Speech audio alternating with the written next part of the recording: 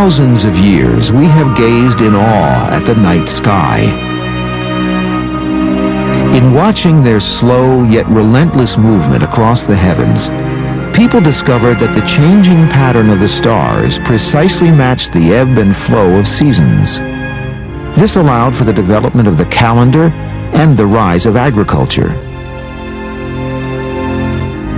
But some objects in the sky followed neither pattern nor orderly path, seeming to defy the natural laws that bind all things. These unidentified flying objects, or UFOs, challenged human understanding, provoking a quest that continues to this day.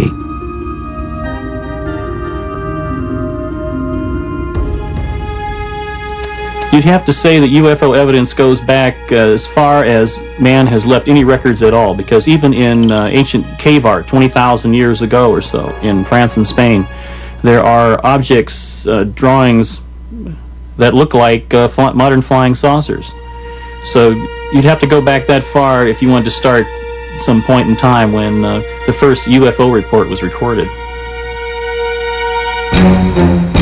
Forever frozen in silence and in stone, these provocative drawings raise questions which are debated to this day. For some, these shapes represent gods or ancestral spirits.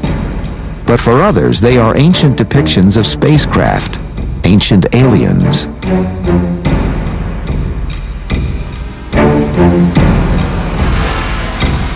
Text from the world's earliest civilizations, including Sumeria some 5,000 years ago, mention strange aerial phenomena and the beings who controlled them.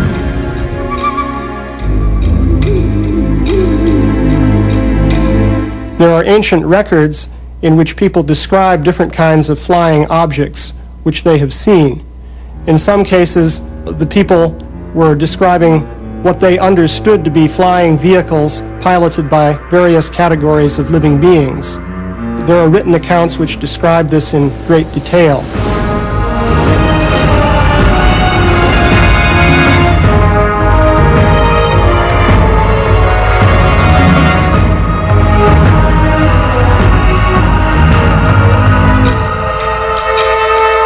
The images are provocative and controversial.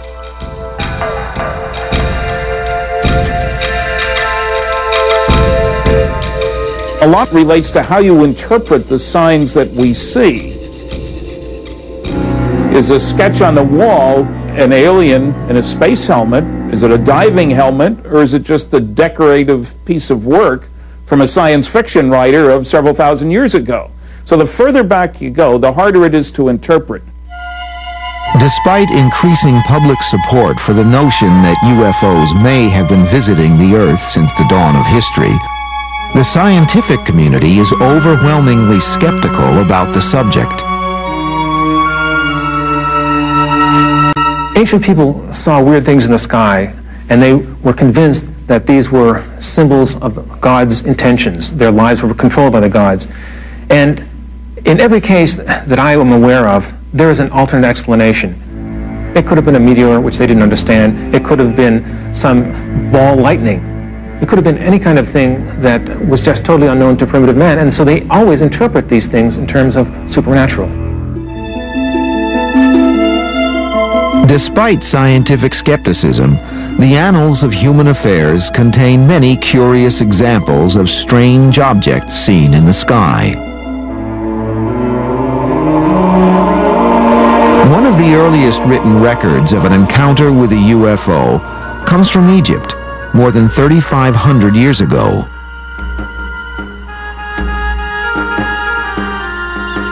There's a story about Thutmose III, Egyptian pharaoh, who saw circles of fire in the sky and started off with one, and then the report says that there were, a few days later, there were many of them in the sky.